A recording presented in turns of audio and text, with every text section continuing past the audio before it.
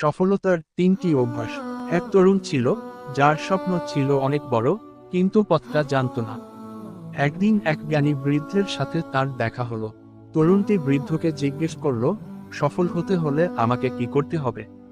বৃদ্ধ হেসে বললেন, সফলতার জন্য তিনটি অভ্যাস রপ্ত করা জরুরি।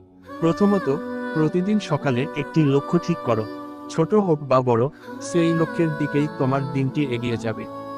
দ্বিতীয়ত, শিখতে থাকো। বই পড়ো, নতুন কিছু শেখো, অভিজ্ঞদের কথা শোনো। জ্ঞানই তোমার সবচেয়ে বড় শক্তি। তৃতীয়ত, লেগে থাকো। ব্যর্থতা আসবে, কিন্তু হাল ছেড়ে দিও না। প্রতিটি ব্যর্থতা নতুন করে শেখার সুযোগ করে দেয়।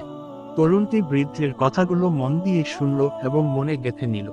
সে প্রতিদিন সকালে একটি লক্ষ্য স্থির করতে শুরু করলো, নিয়মিত পড়াশোনা করতে লাগলো এবং যত বাধাই আসুক না কেন, লেগে থাকলো। কিছুদিনের মধ্যেই তার জীবনে পরিবর্তন আসতে শুরু করলো।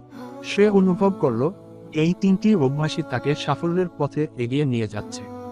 মনে রেখো, সাফল্য একদিনে আসে না। এটি প্রতিদিনের ছোট ছোট প্রচেষ্টার ফল।